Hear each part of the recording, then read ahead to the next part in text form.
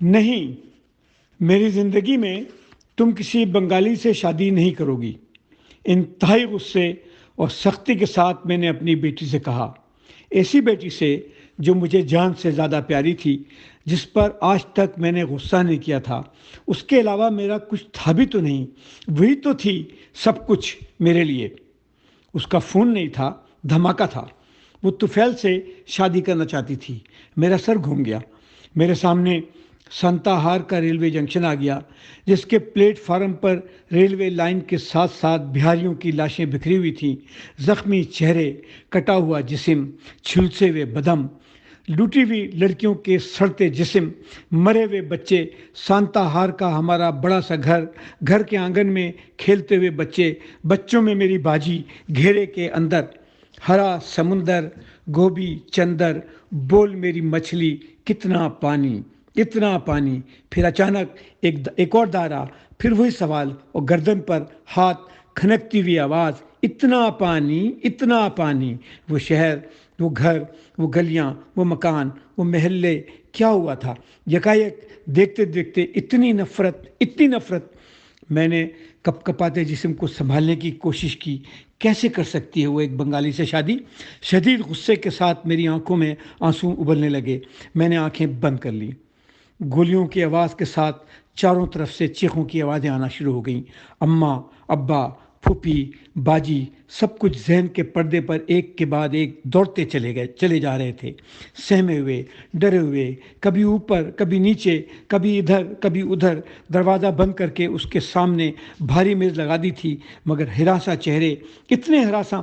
اماں نے مجھے بارچی خانے میں چھوٹی کھڑکی کے ساتھ چاول کے کنستر کے پیچھے چھپا دیا تھا، جہاں سے میں صحن میں ہوتا ہوا سب کچھ دیکھ رہا تھا۔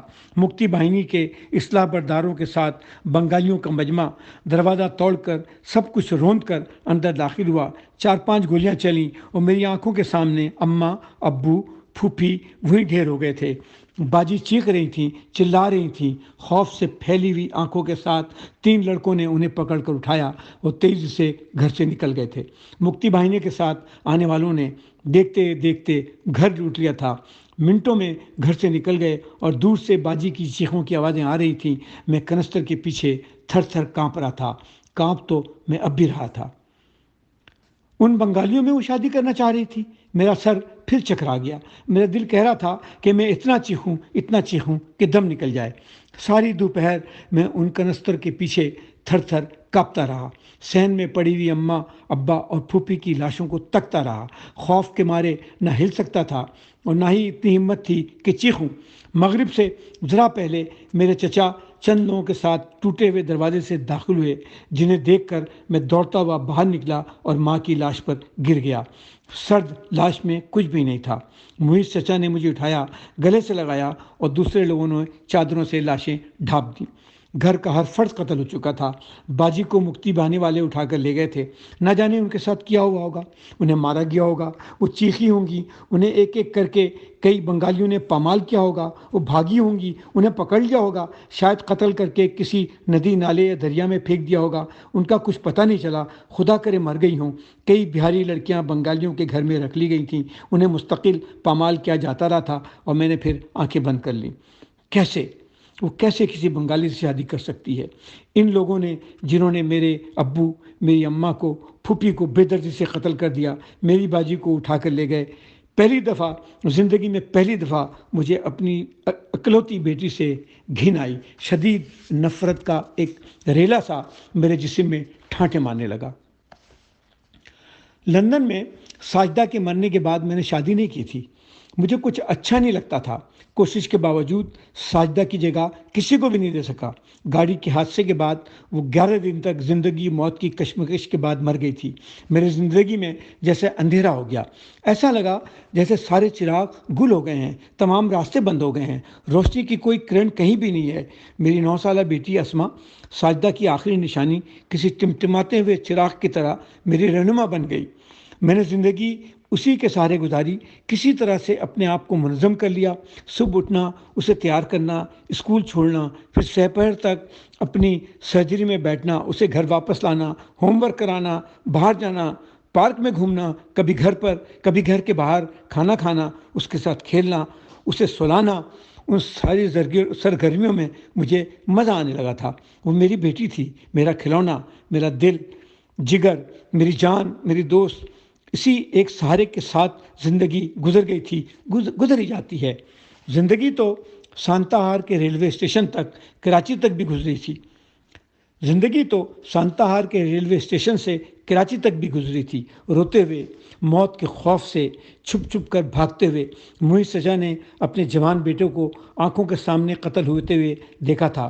ان کے سالے کی لاش سڑک کے کنارے ملی تھی۔ وہ نہ جانے کیسے بچتے بچاتے مجھے اور چچا امی کو بچاتے ہوئے ہندوستان کے راستے کراچی پہنچ گئے۔ ان کی اورنگی کی کچی اور گندی بستی میں پھر سے زندگی شروع کی۔ سبزی منڈی میں کام کر کر کے مجھے پڑھایا، اپنے بیٹے سے زیادہ مجھے پیار دیا، اسکول، کالج، ٹیوشن کی فیسیں دی اور پھر مجھے ڈاکٹر بنا دیا تھا۔ جب میں کسی قابل ہوا کہ انہیں کچھ آرام پہنچاؤں تو انہوں نے خوبصورت سی ساجدہ تلاش کر کے میری شادی کر دی۔ کیا نہیں کیا تھا ان دونوں نے اپنے دوست کے یتیم بیٹے کو، ماں باپ کا پیار دیا تھا، ہر ضرورت پوری کی تھی۔ ساجدہ میری زندگی میں ایسے ہی تھی جیسے تپتے ہوئے صحرا کی ٹھنڈی شام۔ محیط چچا نے مجھے قائل کیا کہ میں انگلستان چلے جاؤں۔ پہلے میں اور میرے پیچھے پیچھے ساجدہ انگلستان آ گئی۔ اچھا زمانہ تھا۔ امتحان پاس ہونے کے فوراً بعد مجھے تربیتی پروگرام میں لے لیا گیا۔ کتنے خوش ہوئے تھے محیط چچا اور چچی جب میں نے ان دونوں کو اسما کی پیدائش پر لندن بلا کر 6 مہینہ اپنے پاس رکھا تھا۔ وہی تو میرے سب کچھ تھے۔ 100 بار پیدا ہو کر بھی میں ان کا احسان نہیں اتار سکتا تھا۔ ہم سب ایک ہی کشتی کے مسافر تھے، دکھ کی کشتی کے سوار، جنہوں نے غموں کے دریا اور آگ کے سمندر کو عبور کیا تھا۔ میں نے محیط چچا سے بہت کہا کہ لندن میں ہی رک جائیں، لیکن چچا اور چچی امی دونوں کو کراچی پسند تھا۔ اورنگی گلیاں، پڑوس کے لوگ، چھوٹا سا گھر۔ میں سال میں 2 دفعہ کراچی آتا تھا۔ میں نے چھوٹے سے گھر میں آسائش کی ہر ممکن چیز کا انتظام کر دیا تھا۔ انہوں نے کام نہیں چھوڑا تھا۔ کم وقت کے لیے جاتے مگر منڈی ضرور جاتے تھے۔ میری طرف سے ہر ماہ پاکستان کے لحاظ سے ایک بڑی رقم خود بخود ان کے اکاؤنٹ میں چلی جاتی تھی۔ اسما 3 سال کی تھی جب مجھے محیط چچا کا فون آیا کہ چچی امی کو دل کا دورہ پڑا ہے اور وہ اسپتال پہنچنے سے پہلے ہی انتقال کر گئیں۔ میں اور ساجدہ اسما کے ساتھ بھاگم بھاگ کراچی پہنچے اور تدفین میں شرکت کی۔ 18 دن اور رات محیط چچا کے ساتھ رہے تھے۔ میں نے انہیں بہت کہا کہ وہ لندن چلیں، ہمارے ساتھ رہیں۔ کراچی میں اکیلے رہنا کچھ آسان نہیں تھا۔ کون پکائے گا، کھلائے گا؟ میں نے انہیں بہت سمجھایا مگر وہ نہیں مانے۔ اور اورنگی کا چھوڑنا آسان نہیں ہے۔ جیسا بھی ہے، غربت کے باوجود یہاں کے لوگ دریا دل ہیں۔ وہاں کی بیٹھکیں، وہاں کا مزاج، سب کچھ اپنا ہے۔ اپنے کو کون چھوڑتا ہے؟ ارے اورنگی میں کیا خطرہ ہے؟ یہاں سب اپنے ہیں، دوست، پڑوسی، محبت کرنے والے، محلے دار۔ یہاں زیادہ خوش رہوں گا۔ لندن کی سردی مجھ سے برداشت نہیں ہوگی۔ یہ ان کا آخری فیصلہ تھا۔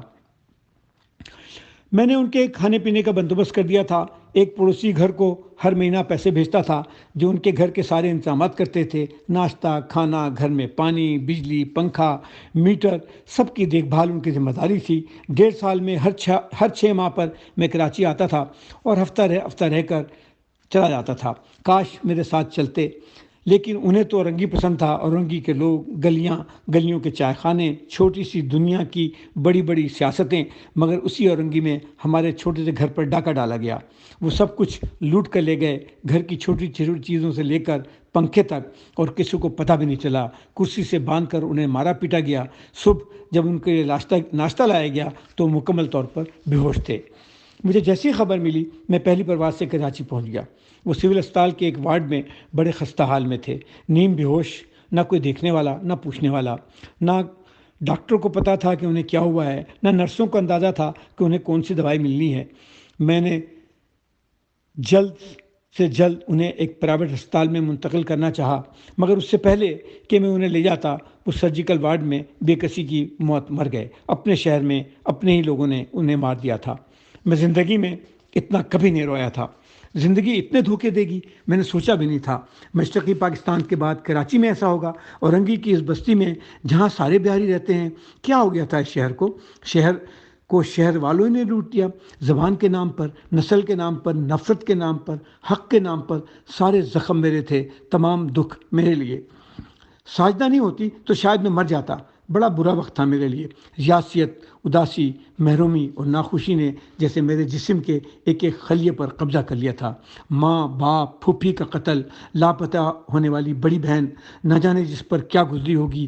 بہت دنوں کے بعد وہ خواب میں آنا شروع ہو گئی تھی، وہی کپڑے جو سانتہار میں پہنی ہوئی تھی، وہی گھر کا آنگن، وہی اس کی سہیلیاں حسینہ، سمینہ، جمیلہ، شہلا، نجمہ، وہی کھیلتے ہوئے چہرے، وہی کھیل، گوبھی چندر، ہرا سمندر، بول میری بچلی، کتنا پانی، کتنا پانی، کتنا پانی۔ پھر وہ اپنے سر پہ ہاتھ رکھ کے کہتی، اتنا پانی، اتنا پانی، اور میں خوف سے بیدار ہو جاتا تھا۔ باجی ڈوب گئیں، باجی ڈوب گئیں۔ پسینے میں شرابور، دل کی تیز دھڑکنوں کے ساتھ میری آنکھیں کھل جاتی تھیں۔ آہستہ آہستہ میں صحیح ہو گیا، ساجدہ کے لیے اور آسماں کے لیے۔ اب یہی دونوں میری دنیا تھے، انہی کے لیے تو مجھے زندہ رہنا تھا۔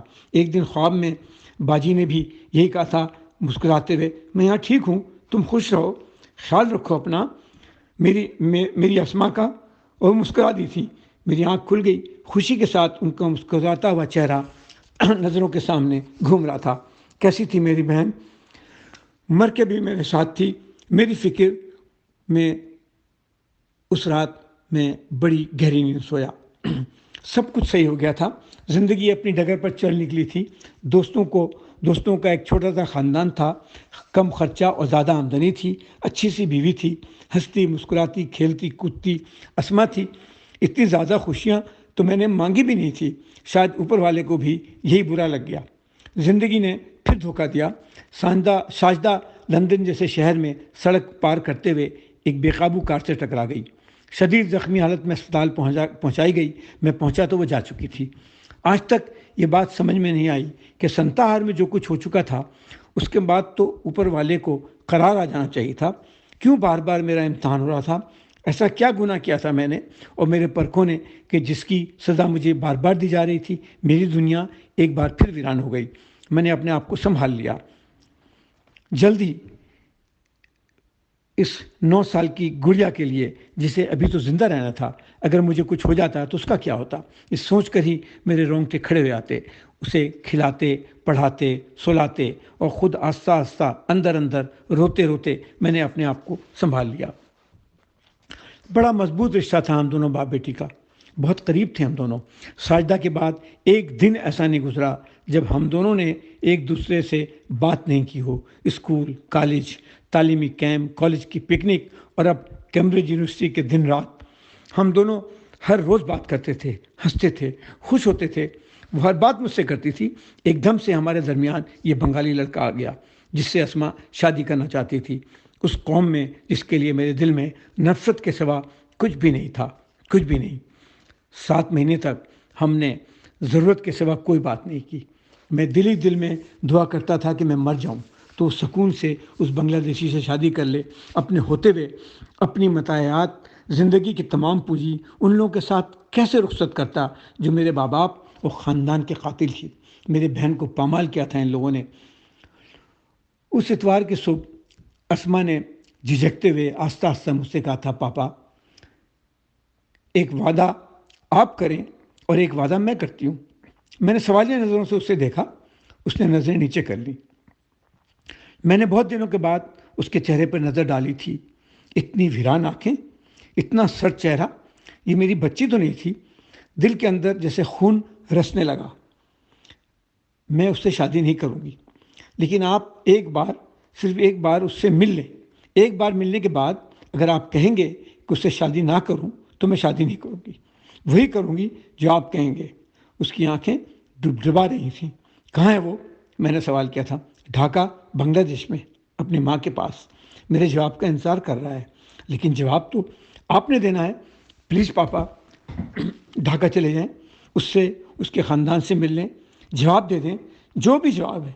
ایک بار، صرف ایک بار، پھر جو آپ کہیں گے وہی کروں گی۔ دل و جان کے ساتھ سب کچھ منظور ہوگا مجھے۔ میں منع نہیں کر سکا۔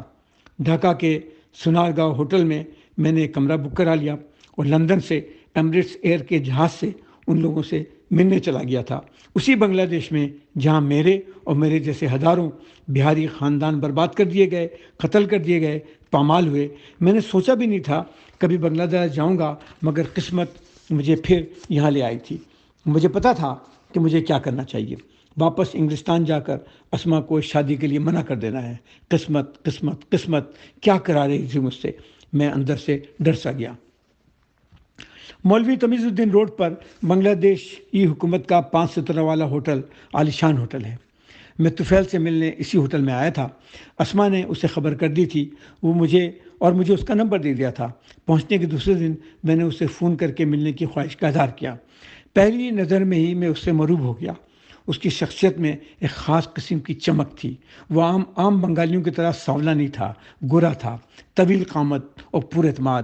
رک کر سمجھ کر انگریزی میں بات کرتے ہوئے اچھا لگتا تھا۔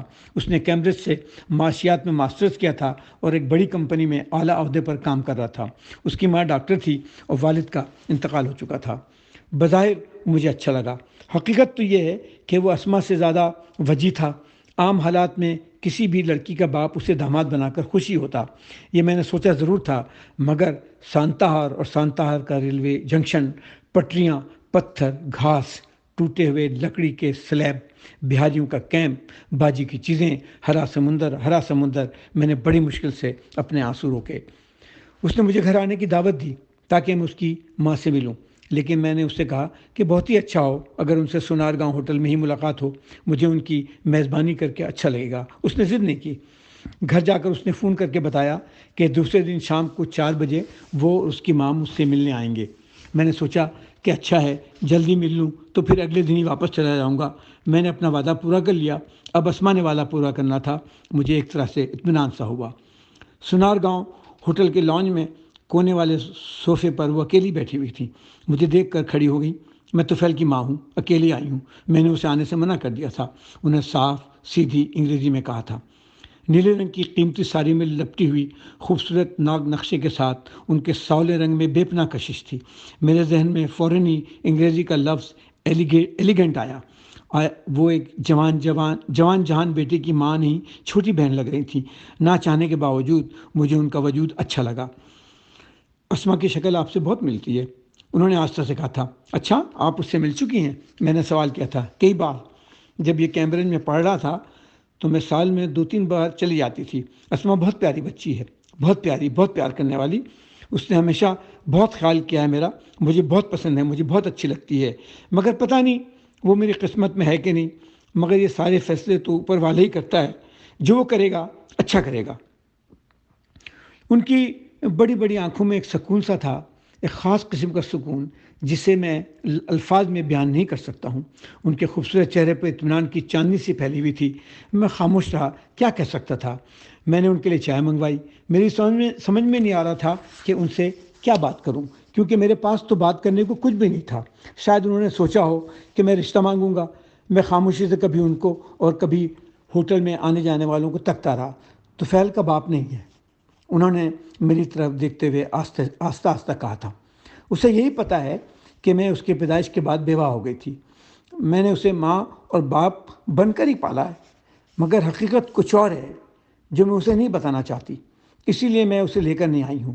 یہ رشتہ ہو یا نہ ہو، یہ بات آپ کو پتہ ہونا چاہیے، کیونکہ آپ اسما کے باپ ہیں۔ یہ کہہ کر وہ خاموش ہو گئیں۔ انہوں نے میرے چائے کی پیالی میں چائے انڈیلی۔ میں نے دودھ خود اپنی چائے میں شامل کیا، پھر چائے اپنی پیالی میں انڈیلی اور آدھی چمچ چینی ڈالی۔ ان کا چہرہ بہت سنجیدہ تھا۔ مجھے ایسا لگا جیسے وہ بڑی مشکل سے اپنے آنسوؤں کو روکنے کی کوشش کر رہی ہیں۔ میری زبان کو بھی جیسے تالا لگ گیا۔ میں اس وقت ڈھاکہ میڈیکل کالج میں تیسرے سال میں پڑھتی تھی۔ پاکستانی فوجی البدر الشمس کے رضاکاروں کے ساتھ ہمارے ہاسٹل میں گھس آئے تھے۔